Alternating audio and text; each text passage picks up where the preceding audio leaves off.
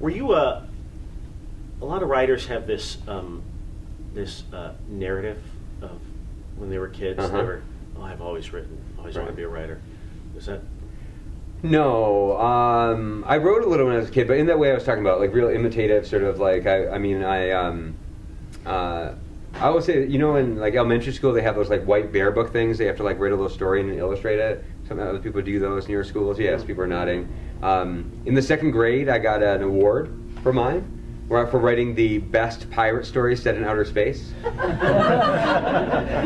I was really proud of that for like years. And then at some point I realized, like, oh no, they gave every kid an award for exactly what his book was about. And so I was sort of like, oh, but I remember that being like this big confidence boost as like a second grader. Like, I must be a really good writer.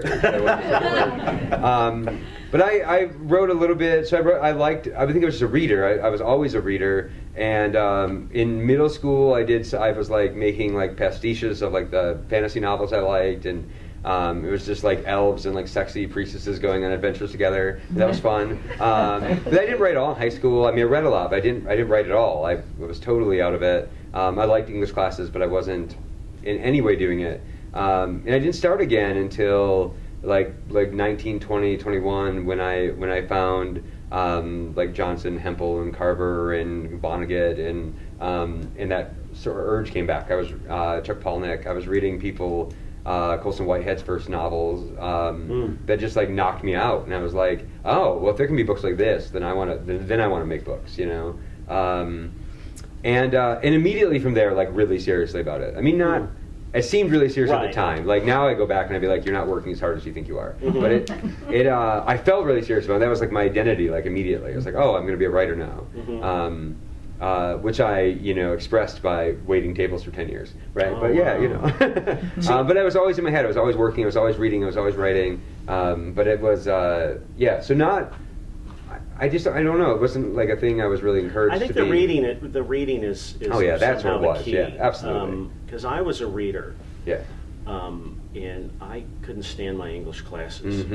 I hated writing about books. I didn't like writing stories. And when I graduated from college, I said, I am never going back to college again. Right. Because I hate it. But how's your life in the academy like? I love it. Yeah, it's See great, what I mean right? I'm the same way. Yeah. I'm a much better professor than I was a student. Oh, there's no doubt. Oh, yeah, absolutely. I mean, for me, I don't know if you were. For me as well. But I read during that whole time. Me too. And I even went back and reread stuff that had been assigned in college that I hated, and because I was going, well, what's it that? Let me see if this was bad. Yeah, and I read it, and it was really good. Absolutely. Yeah. But it turns out, right?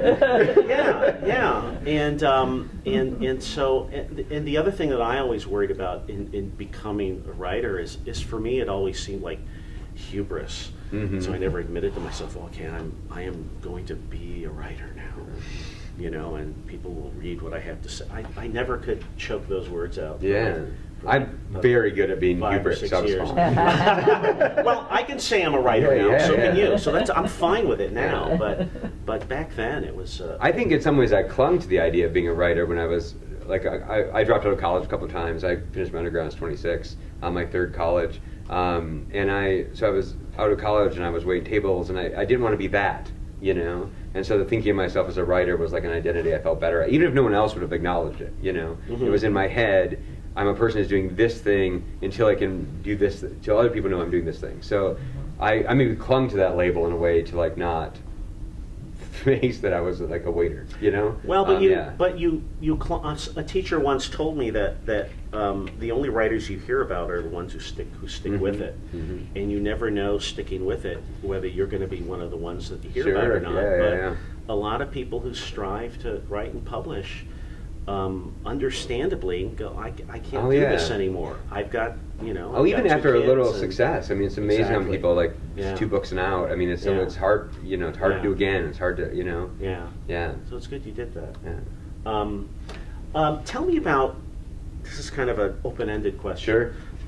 Tell me about Detroit, because I read when does Scrapper come out? September. Yeah, I read Scrapper, and it's set in Detroit, and I'll just leave it at that. But tell me about Detroit, about these landscapes that you're writing about. So I've lived in Michigan my whole life until this year. I just teaching at Arizona State, so I just moved to Arizona. I didn't grow up in Detroit, but I grew up in a small town called Hemlock near Saginaw, which is another smaller auto city. So the new novel is set in contemporary Detroit and starts off in the illegal metal scrapping that's happening there, and the 100,000 abandoned buildings that are in Detroit. And I got sort of interested in that.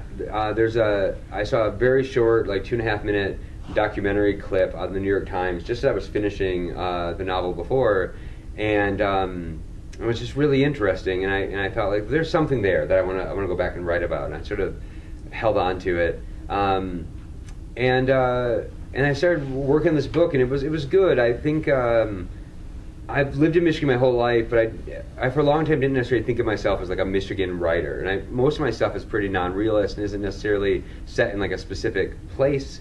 And that was starting to feel like a problem, that I didn't want to be maybe that far outside of the culture I was in. When I was finishing In the House, which takes place in this sort of mythic pocket universe, and it's separate from our world in this very specific sort of way. I was finishing it, doing last edits on it during the 2012 elections, and I was really aware that there were all these political and sort of cultural things I cared about, that I had written a book that could not accommodate them in any way, right? Not in a direct way anyway, maybe it's in peripheral ways, but I couldn't write them directly. I'd never really written that kind of work, and I thought, all right, I want to write about Michigan, I want to write about these things I care about in politics and culture, and so that's some of what steered me to that place.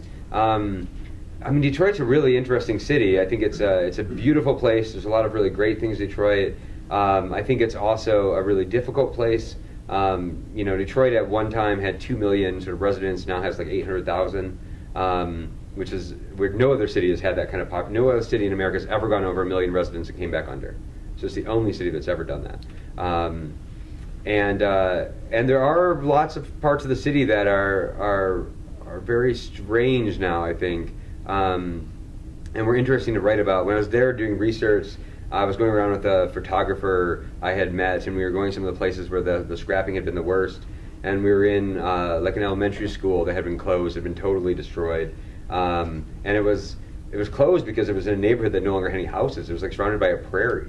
It was it's a rural town in parts of downtown Detroit, and you can see in the evening we were surrounded. It was September, and we were surrounded by crickets. You could hear these crickets, and in the distance you could see the lit part of the city where the hotels and the casinos and the baseball stadium are, and just looking out from the center of the city toward this part and it was very strange, and so it was an interesting place to write about, an interesting place to sort of to send a character through, and I think it's a place I think America could talk more about. I think I'm trying to find a way to say this that doesn't, because I think the problem that happens in Detroit a lot is the people who live in Detroit are blamed for the state of it, which I do not think is the case.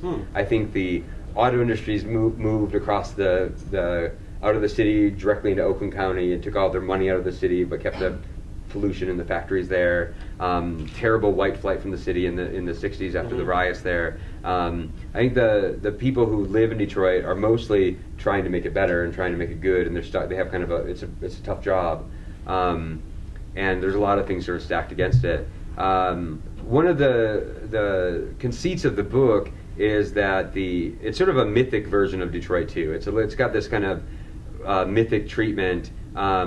Partly because I was trying to write about the Detroit that existed where in the minds of the people where I'm from. I'm from rural Michigan, 2 hours away, and Detroit is this bogeyman story that people get told about. Go to Detroit and you're going to get mugged or murdered, and it's this terrible place. And of course that's not exactly true.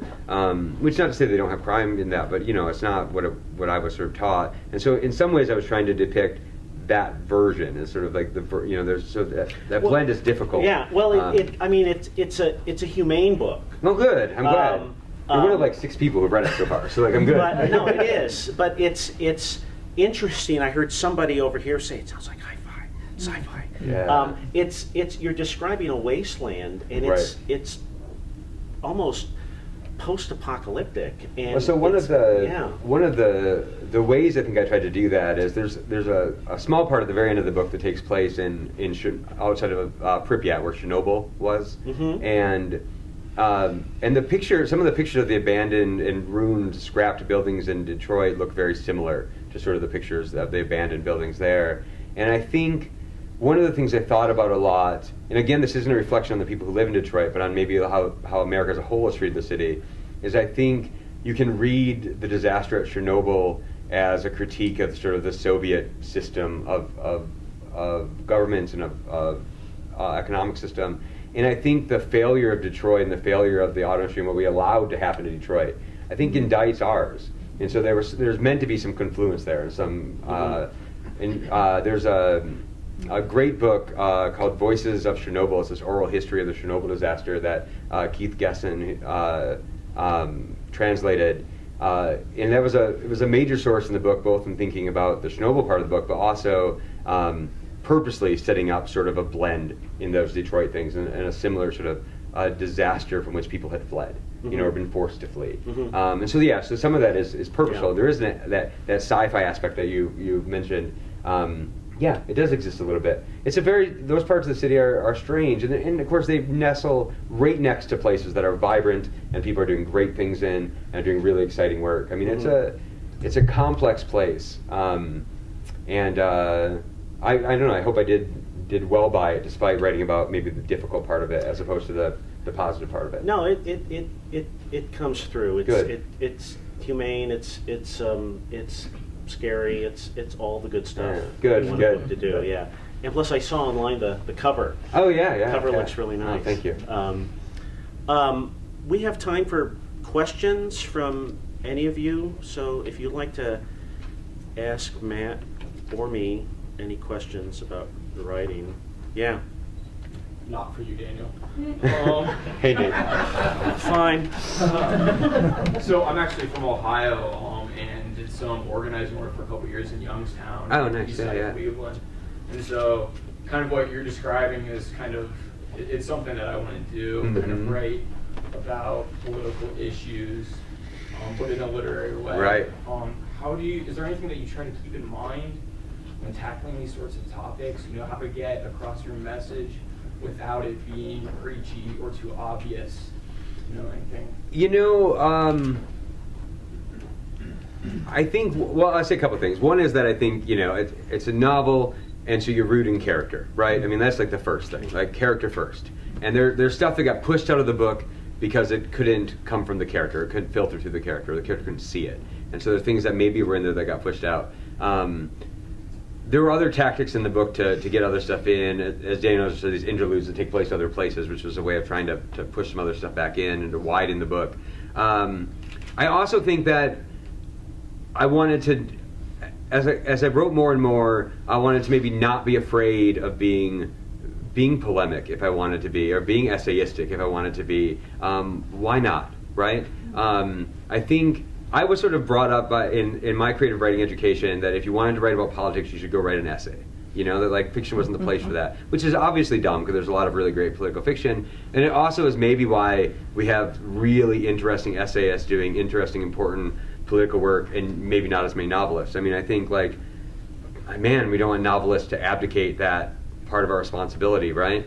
I think sometimes it's okay to just say the thing you mean in a novel. When I was finishing In the House, I reread or read all of McCarthy sort of like end to end during the 6 months I was reading the last draft of that novel.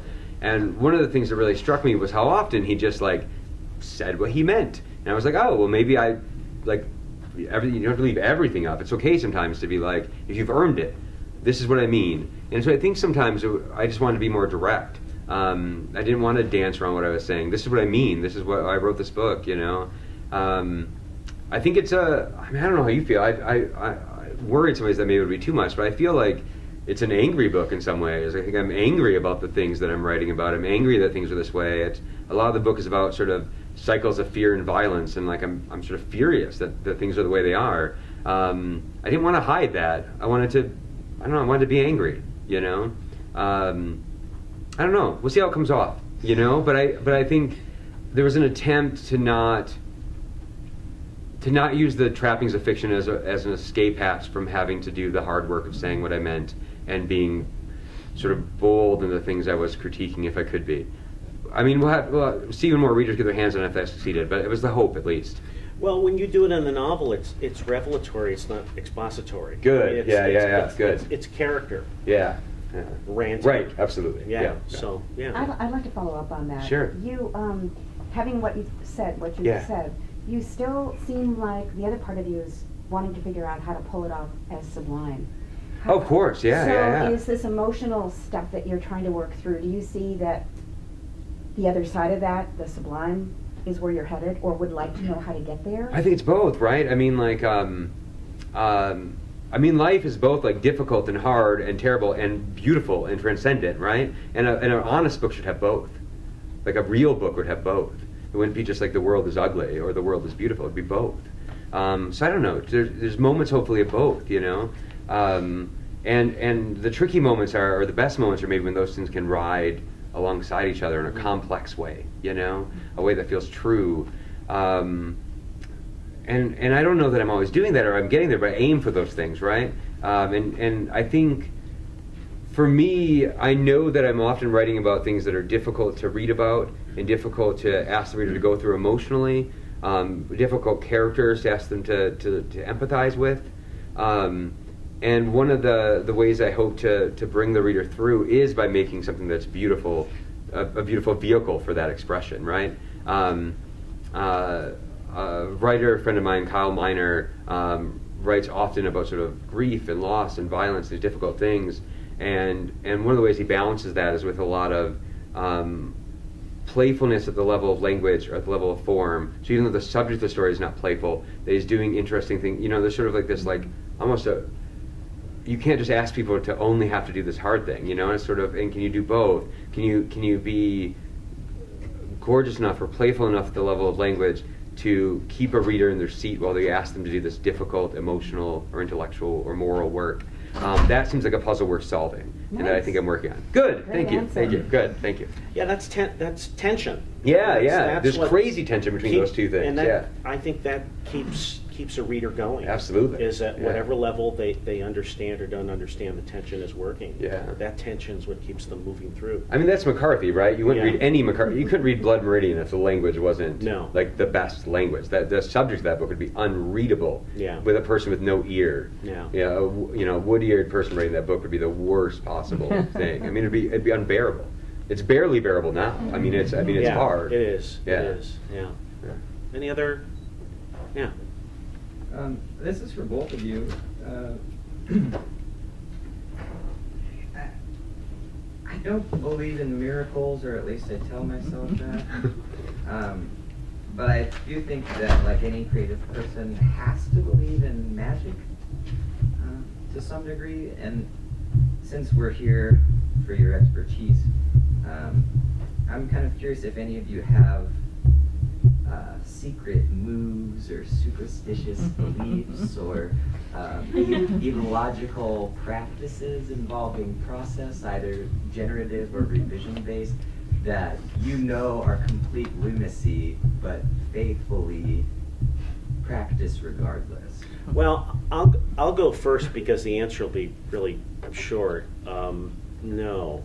I don't. I think you're lying. No. I swear to God, I'm telling the truth. I don't believe in magic. I don't believe in ghosts. I don't believe in miracles. I think it's all sweat and work. And if you've been carrying something around with you long enough, what we call inspiration or the muse. I don't believe in the muse. The muse is what happens when you sit down every day like you have been working on something, and because it's been percolating in your head for 6 months, it arises. but there's no lady with wings that comes down and taps you on the head and you go, oh my God. Yeah. So no, I have nothing to offer you. I'm sorry. No, I'm in the same boat. The only thing I do every day is I have a really hard desk. I have a hard glass desk, and it sometimes bothers my arms to sit on it, so I have a hoodie I wear every day when I write. That's my only superstitious thing. I wear the same hoodie to keep my hands off the desk. It's not, but I ran in it this morning, so I'm using it for bad uses. Muddying the magic. Inspiration. The poet Tracy Brimhall has this thing that she says, which is, I don't want to write at the mercy of inspiration. I want to write in order to produce inspiration. I love that.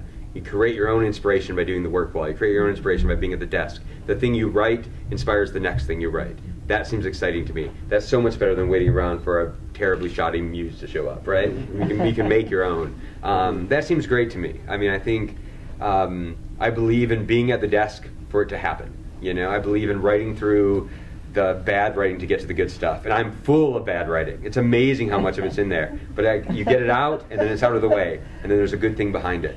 Yeah, I think that's my answer. Yeah, I feel really bad for you because maybe it's different for poets. Yeah, I mean, it can be as simple as like, just number 3 Ticonderogas, man. Yeah. Like I didn't mean like. Yeah, no, I mean, I'm trying. While he was answering, I'm trying to think if I have anything like that. And if I did, I wouldn't be struggling to come up with it. That might be a poet question. I don't draft in Times New Roman, because that's the font that other people's bad submissions come in. So I switch them to Times New Roman the last day and send it in. Yeah, see, right? So this is a mental trick. Like, bad submissions are in Times New Roman, so I don't write in it. What about your title thing you told us about? Ooh. How you come up with titles? Oh, yeah. Well, I haven't had to come up with a title in a while, so I haven't been able to do that again. But the first time I did it really worked. It didn't work. I came up with 146 titles for my short story collection, and it ended up being called Orientation. And this is something a poet friend of mine told me to do.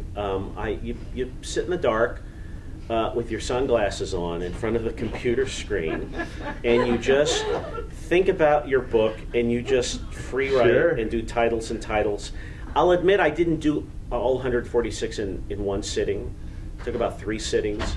But yeah, I may try that again if I ever write something else that needs a title. But yeah, I completely forgot about that. I completely forgot because I pushed it out of my mind, apparently. Yeah. A couple of more questions. Over here, trying to ask. Yeah. Going back to the question before that, do you have any examples of bad writing to make the rest of us feel a little better about our Of like my own bad writing? Oh, I've done a lot. mind to share? Yeah, I mean, I've done a lot of bad writing. So the first, oh man, the second novel I ever attempted to write was, you guys know the band Neutral Milk Hotel? Yeah. Their album In the Aeroplane Over the Sea, which is the best album. It's perfect. It's 42 minutes long. I wrote a 450-page adaptation of that. I took a perfect 42-minute thing and made it into a terrible 450-page thing. Which all I got out of it was 2,000-word stories that I pulled out of it, and like the knowledge that I could type like 140,000 words if I wanted to. Terrible. There's tons of terrible writing in everything I'm writing. I mean, it's amazing how much bad stuff happens to get the good stuff. I mean, really, like I said, both my novels I threw away twice as much as there. I mean, they were both at one point 500, 600 pages, and now they're 60 or 70,000 words. If I come up with an idea, like if you said, like, tell me an idea for a story, they're all bad. I only have bad ideas. I'm like, it's a story about a guy who finds a talking seal in his bathtub, and they learn a lesson about friendship. That's like the caliber of ideas I have. Like, if I was at a pitch meeting, I mean, I would just be broke. I can only language up. I can only build that way. I think anything can sound. They all sound bad when you put them that way. Yeah. Because Reduction in I'll bet bad somebody can write a really brilliant novel about that. Yeah. You know, not me. Like Calvino or something like that. You know. In mine, the seal would get hurt and be really sad. Yeah. No one would learn anything. There was Josh. Hey, we were talking about violence earlier too. Yeah. And Daniel brought it up too in this discussion.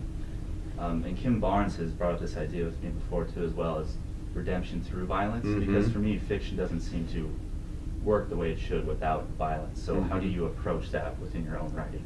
So I think redemption through violence is one of the worst ideas we have in our culture.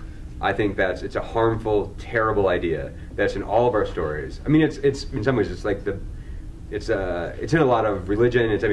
That's Easter Sunday, right? It's like Christ dies on the cross, and then we get salvation, right? I think that idea permeates our stories, where a person goes and does violence and like saves the day and everything's better because they did violence. I think that gets us into. I think it's bad at the individual level. I think it's bad at the level of government. I think it gets us into wars we would rather not be in.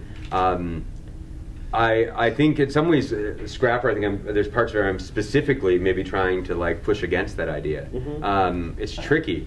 But I think a lot of people believe that, so you can write about the belief in it. You can write about a character who believes in it. But for me, I know that's an idea I don't want to repeat. And so I think about that a lot. How do you push through the violence in a story and come out the end of it, and for me, not have the violence be redemptive? I mean, that's like a thing. So that may not be what you're asking for, but I know for me, that's one of the maybe the two cultural stories that I feel are easy to repeat in fiction. The other one being education through suffering, which I think is also like this idea which is most stories, right? A character suffers and they learn a lesson.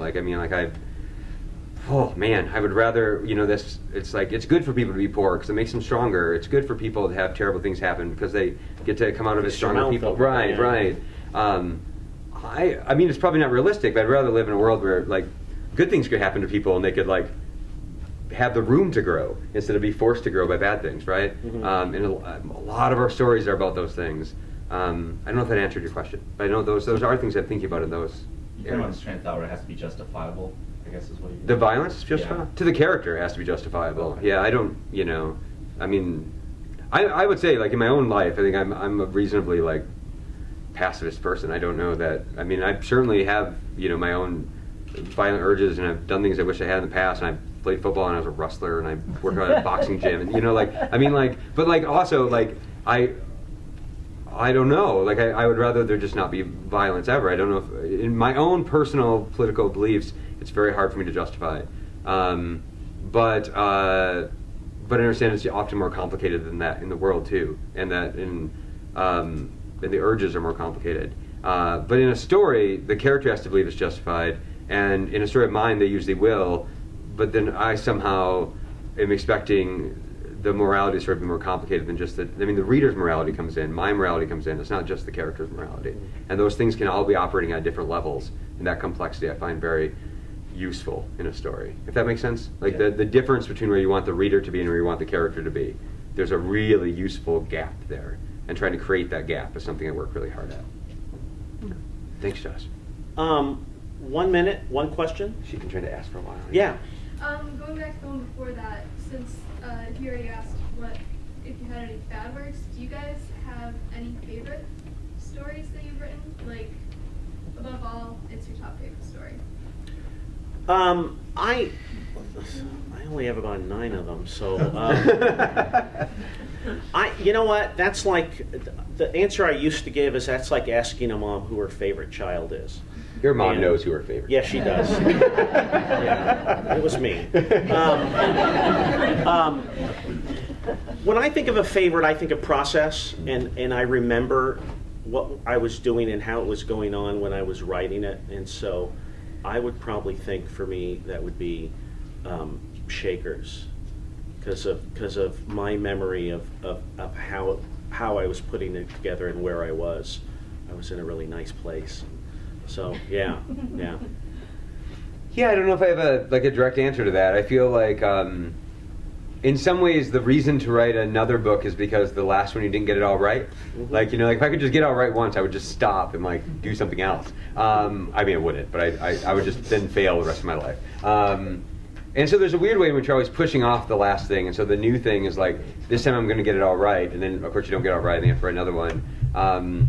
I'm really proud of the novels. I think I'm I'm also, I think, proud of the work I did before that, but I think the novels are more mine. They're more unique to me. I think one of the things that happened when my first book came out is, like, in every review of the book, like, people were sort of like just like calling out my influences pretty directly, and it was good. That's okay. They were my influences. They matter a lot to me, and I'm happy to have influences.